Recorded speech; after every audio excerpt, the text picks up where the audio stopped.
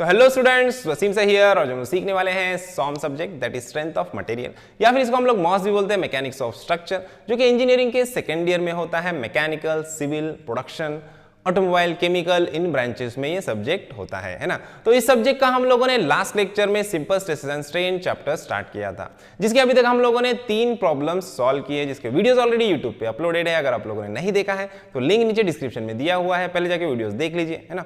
सो आज हम लोग बेसिकली प्रॉब्लम नंबर 4 सॉल्व करने वाले हैं सिंपल स्ट्रेसेस एंड स्ट्रेन का, जो कि ईजी के रिलेशन बेस्ड प्रॉब्लम होने वाला है ना। जिसमें जो इंपॉर्टेंट फॉर्मूलाज है जो हम लोग को यूज करने हैं, जो हम लोग को याद रखने हैं, वो फॉर्मूलाज ऑलरेडी मैंने यहाँ पे लिख के रखा हुआ है ना, जो हम लोग को अच्छे से याद करने हैं, तभी हम लोग को प्रॉब्लम सॉल्व करने आएगा, है ना।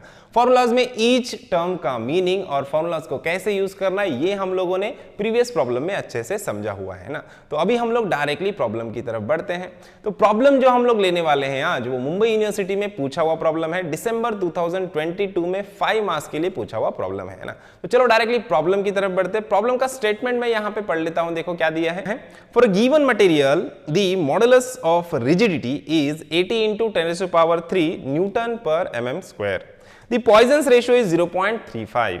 Calculate the bulk modulus. देखो, तो सब में पहले क्या करना है, प्रॉब्लम को अच्छे से, शांति से, ठंडे दिमाग से रीड करना है और समझना है कि क्या क्या प्रॉब्लम में दिया है, क्या निकालना है, और फॉर्मूलाज के हिसाब से उसको हम लोग को सॉल्व करना है। तो सब में पहले लिखेंगे हम लोग गिवन डेटा। देखो प्रॉब्लम में हम लोग को क्या क्या दिया है। सब में पहले हम लोग को प्रॉब्लम में मॉडुलस ऑफ रिजिडिटी दिया है। देखो मॉडुलस ऑफ रिजिडिटी या शेयर मॉडुलस, जिसको हम लोग बोलते हैं, जो जी लेटर से हम लोग डिनोट करते हैं, जी या सी से, है ना।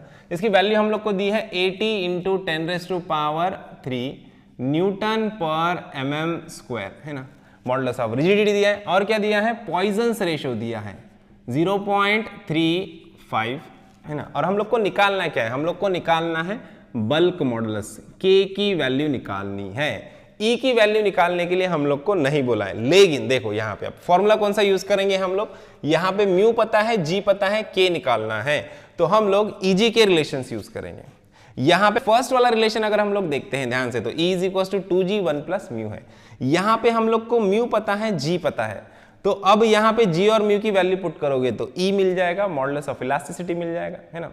अब उसके बाद E की वैल्यू हम लोग को यहाँ पे पता है और म्यू की वैल्यू पता है, तो इस वाले रिलेशन से हम लोग K निकाल सकते हैं, दैट इज बल्क मॉडुलस, जो हम लोग को निकालना है ना। तो यही हमारे सिंपल से स्टेप है। सब में पहले ये वाला फॉर्मूला यूज करेंगे, यहाँ से E मिलेगा, फिर बाद में ये वाला फॉर्मूला यूज करेंगे, यहाँ पे E की वैल्यू पुट करेंगे और K की वैल्यू मिल जाएगी।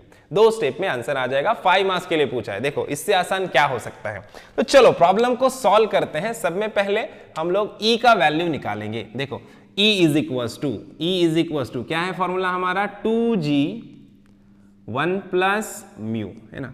अब यहाँ पे E की वैल्यू हम लोग को निकालना है, 2 इंटू जी की वैल्यू कितनी है, 80 इंटू 10 रेज़ टू पावर 3, है ना। उसके बाद ब्रैकेट में हमारा 1 प्लस म्यू का वैल्यू है 0.35, है ना।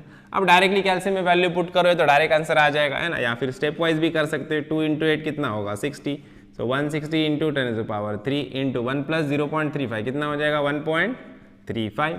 कैल्शियम में सारा वैल्यू अच्छे से पुट करो और कैलकुलेट करो, तो यहां से आपको यंग्स मॉडुलस या मॉडुलस ऑफ इलास्टिसिटी का वैल्यू मिल जाएगा 2.16 into 10 rays to power 5 newton पर mm स्क्वायर, है ना। अब देखो पॉइंट के बाद डिजिट में थोड़ा बहुत चेंज हो सकता है वैल्यूज में। कैल्शियम में अगर आप पूरे डिजिट लेते हो तो थोड़ा बहुत वैल्यू चेंज होता है, तो टेंशन लेने की जरूरत नहीं है, एक्सेप्टेबल होता है, ठीक है। E मिल गया हम लोग को, अब K निकालना है, ये वाला रिलेशन यूज करेंगे हम लोग। देखो E इज इक्वल टू क्या है हमारा relation, E is equal to क्या होता है, 3K 1 माइनस 2 म्यू, है ना।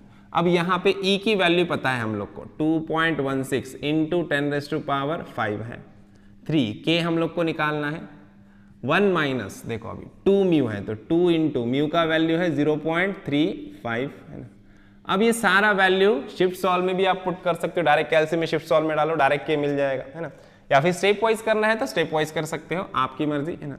तो 2.16 into 10 rays to power 5 3K, अब ब्रैकेट में इसको सॉल्व करो, 1 माइनस 2 इंटू 0.35 कितना हो जाएगा, 0.7 हो जाएगा, है ना।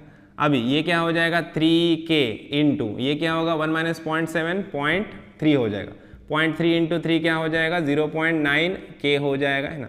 अभी 0.9 इधर मल्टीप्लिकेशन में इधर लेके जाओ तो डिवीजन में जाएगा, और यहाँ से हम लोग को k का वैल्यू मिल जाएगा, डिवाइडेड बाय 0.9 करो, यहाँ से k का वैल्यू मिलेगा। या फिर इसी स्टेप में आप शिफ्ट सॉल्व में डालो k का वैल्यू और डायरेक्ट आंसर निकालो तो भी चलेगा। ये स्टेप नहीं लिखा, डायरेक्ट यहाँ से आंसर लिखा, तब भी पूरे मार्क्स मिलेंगे, कोई टेंशन नहीं है ना। सो अब देखो यहाँ पे ये सारा कैलकुलेशन कैलसी में अच्छे से पुट करो और कैलकुलेट करो, तो यहाँ से आपको बल्क मॉडुलस यानी k का वैल्यू मिल जाएगा 2.4 इंटू 10⁵ न्यूटन पर mm² है ना। ये मिल गया हमारा बल्क मॉडुलस का वैल्यू और यहाँ पे हमारा प्रॉब्लम खत्म होता है। आई होप आपको प्रॉब्लम अच्छे से समझ में आया है। वीडियो अच्छा लगा है तो वीडियो को लाइक कीजिए, ज्यादा से ज्यादा अपने दोस्तों के साथ शेयर कीजिए और चैनल को सब्सक्राइब करना ना भूलिए। तो मिलते हैं नेक्स्ट वीडियो में नेक्स्ट प्रॉब्लम के साथ, तब तक के लिए थैंक यू, बाय बाय।